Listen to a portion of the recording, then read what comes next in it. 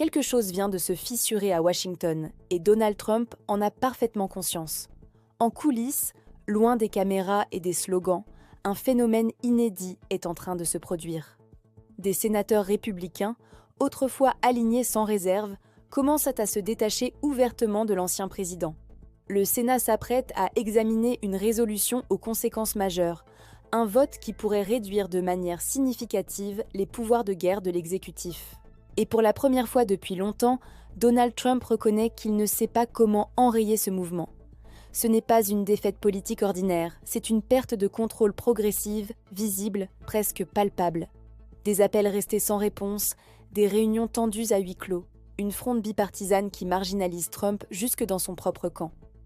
Ce qui se joue ici dépasse un simple vote. C'est une recomposition du pouvoir en temps réel. Bonsoir et bienvenue sur l'Ordre Global TV, je suis Brenda. Pour comprendre l'ampleur de ce moment, il faut s'arrêter sur un fait rarement admis publiquement par Donald Trump. Il a toujours cultivé l'image d'un homme qui domine la scène, qui impose le tempo, qui dicte les lignes rouges. Or aujourd'hui, cette image se fissure. En privé, Trump confie à ses proches qu'il ne parvient plus à contenir la rébellion qui monte au Sénat. Ce constat, même murmuré, marque une rupture.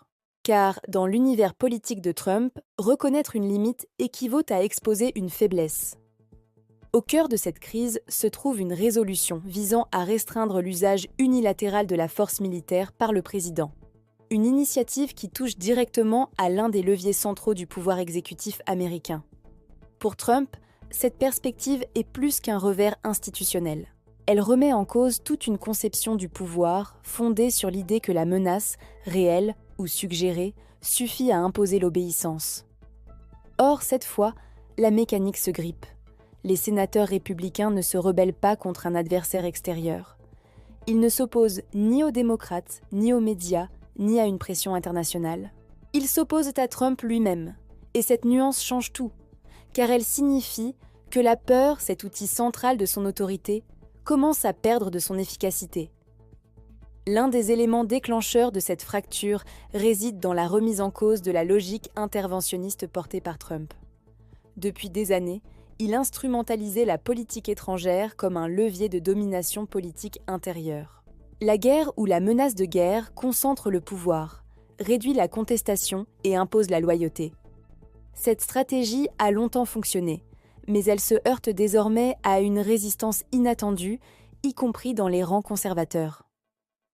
Lorsque des figures comme Rand Paul prennent publiquement la parole pour démonter les justifications avancées par Trump, le choc est profond car ces critiques ne viennent pas de l'opposition classique, mais de l'intérieur même du camp républicain.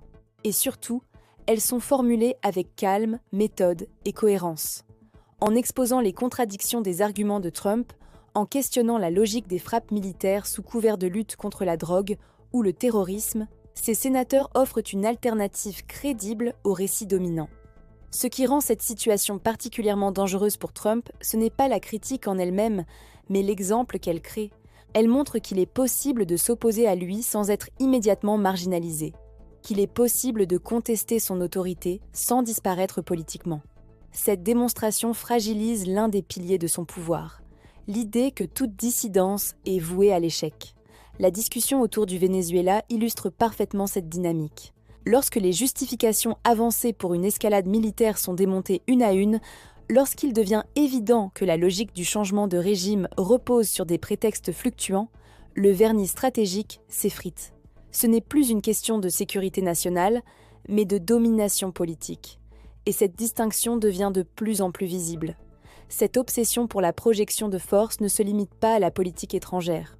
Elle s'étend à la sphère intérieure à travers le renforcement d'agences fédérales présentées comme des instruments d'autorité plutôt que de protection. La peur devient un mode de gouvernance.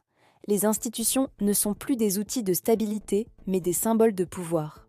Or, ce modèle montre aujourd'hui ses limites. Les déclarations de Trump sur le Groenland en sont une illustration frappante. En refusant d'exclure le recours à la force contre un allié de l'OTAN, il franchit un seuil symbolique. Ce qui aurait autrefois provoqué un alignement automatique de son camp déclenche désormais un malaise profond. Les alliés internationaux s'inquiètent, et au sein même du Parti républicain, le silence devient assourdissant. Ce silence est révélateur. Il traduit une hésitation nouvelle, une prise de distance prudente mais réelle. Les appels de Trump ne suscitent plus la même urgence. Ses pressions ne produisent plus les mêmes résultats. Lorsqu'au Sénat, les responsables admettent qu'ils ne sont pas certains de pouvoir bloquer la résolution sur les pouvoirs de guerre, ce n'est pas un simple calcul arithmétique, c'est un signal politique majeur. Car le pouvoir repose autant sur la perception que sur les chiffres. Tant que Trump apparaissait comme inévitable, la loyauté était rationnelle. Mais dès lors que cette inévitabilité disparaît, chaque sénateur commence à recalculer ses intérêts, et ce recalcul est en cours. Cette dynamique s'étend à d'autres domaines. Les tentatives de coupes budgétaires massives dans la recherche scientifique, la santé ou les agences fédérales se heurtent désormais à des coalitions bipartisanes. Le Congrès annule, corrige, rétablit. Là encore, le message est clair. Trump peut exiger, mais il ne peut plus imposer. Ce basculement est fondamental. Il montre que le centre de gravité du pouvoir se déplace. Les institutions reprennent progressivement leur rôle face à un exécutif qui avait cherché à les contourner. Et Trump, qui a bâti sa domination sur la confusion entre autorité et spectacle, se retrouve confronté à un retour de la procédure, du débat et de la contradiction. À mesure que les républicains commencent à évoquer, même timidement, un avenir politique sans Trump, son emprise se fragilise davantage, car dès qu'un mouvement envisage la succession, le pouvoir du leader décline. Trump n'avait pas anticipé ce moment. Il croyait la loyauté éternelle. Il découvre qu'elle est conditionnelle. Sa réaction est prévisible. Il intensifie la rhétorique, multiplie les déclarations provocatrices, cherche à recréer l'urgence et la peur. Mais cette stratégie produit des rendements décroissants. Le bruit ne suffit plus à masquer l'érosion du contrôle. Ce que nous observons aujourd'hui n'est pas un effondrement brutal, mais une désagrégation progressive, une perte d'autorité qui s'opère vote après vote, décision après décision. Les hommes forts ne tombent pas toujours par une défaite électorale. Ils chutent lorsque leurs alliés cessent de croire en leur invincibilité. Et c'est précisément ce qui semble se produire. Donald Trump ne façonne plus le cours des événements. Il y réagit, et dans le langage du pouvoir, réagir n'est jamais un signe de force. C'est le symptôme du déclin. C'est dans ces moments discrets mais décisifs que l'histoire s'écrit réellement.